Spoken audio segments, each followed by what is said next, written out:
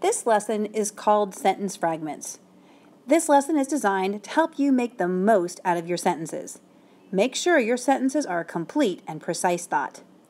If you have your worksheet in front of you for the week titled Sentence Fragments, you will be able to complete part of that worksheet during this lesson. Pause the video if you do not have the worksheet or a pencil. Well, let's think about what a sentence fragment is first. It is a group of words that are considered to be an incomplete sentence. It's a group of words that's missing maybe a noun, a person, place, or thing, a verb, an action, or it could be both. Here are some examples. Fell on the floor.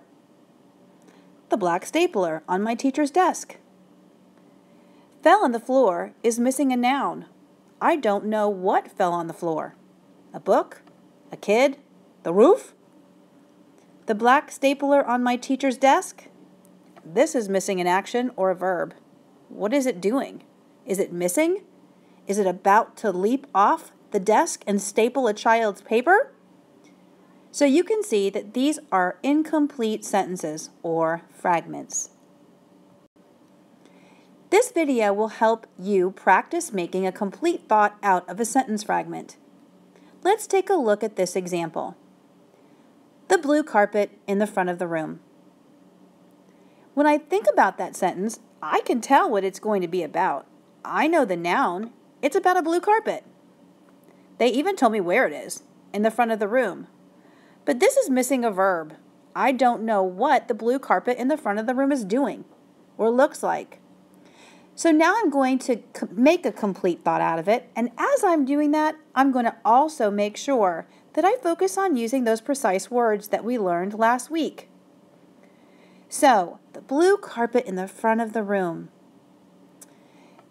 I want to say is very dirty, but that's not a very precise combination. I'm going to describe it instead.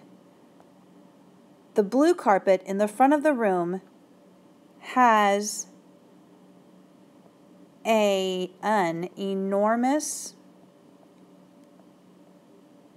stain from someone's lunch. Oh, that one's much better. I used a little bit of description. Someone's. And now my sentence really makes much more sense. The blue carpet in the front of the room has an enormous stain from someone's lunch. Now I could walk up and say that to anyone and they would completely understand what I was saying. But if I just walked up to someone and said, the blue carpet in the front of the room, they wouldn't know what I was talking about. Sentence fragments do that to our writing. Here's another sentence fragment. And then the boy flew out of his seat to get a pencil. Now you might be saying to me, Mrs. Suarez, you could walk that up to me and say that and it would make complete sense. You're right. This sentence is all about the way it began.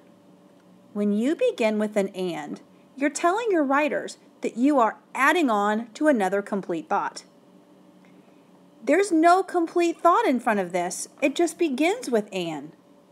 So I would suggest for this writer to make their writing sound more precise is that they cross off and they might even cross out then. Then I would capitalize this T. The boy flew out of his seat to get a pencil. That's actually a much better thought, and it makes more sense. I'm going to brush up on my precision, though. The boy flew, that's a good word, out of his seat to get I'm going to make it say sharpened pencil, because now it makes sense why he's getting out of his seat. So in this example, not only did I get rid of my sentence fragment sections, I added my capital to improve my punctuation, and I focused on being more precise. Now, the next two that we're going to do are on your worksheet, and we can do them together, so I hope you followed the directions and got that paper ready to go. Here's number 1.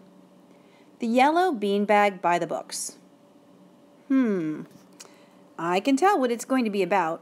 the yellow beanbag, but I don't know what the yellow beanbag is doing or a description of it or anything. So now what I'm going to do is I've got to look, and I'm going to use this picture to help me. This lady looks absolutely comfortable, doesn't she? So I'm going to add on the yellow beanbag by the books looks extremely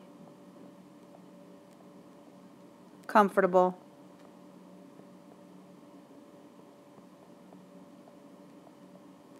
And relaxing.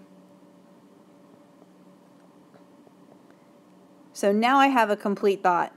I included my nouns or my predicate, and I have looks extremely comfortable and relaxing.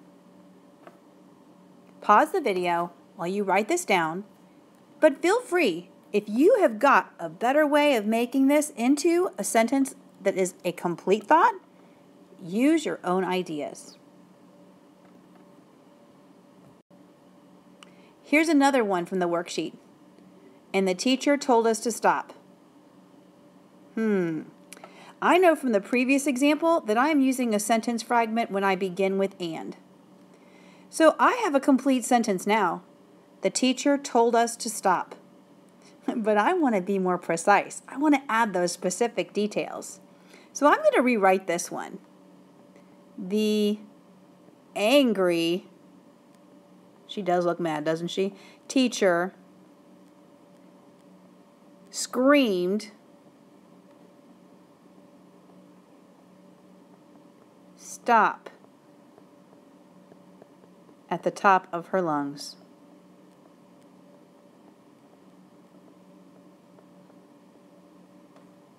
So now I changed it. It is more precise, and it is a complete sentence. Pause the video and write this example, but again, if you've got a better way of saying it, please get creative, my friends. Now here are some reminders before I send you off on your own. When you fix your sentences to avoid fragments, make sure each thought makes sense all on its own. So kind of picture yourself walking up to somebody and saying it. If it makes sense by itself, chances are you have a complete sentence.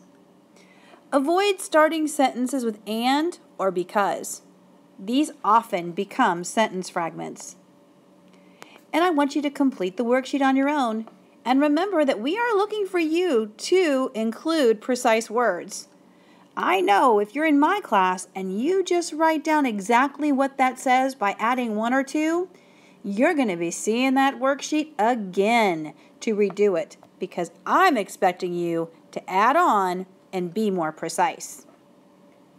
Good luck, be creative, and most of all, be precise.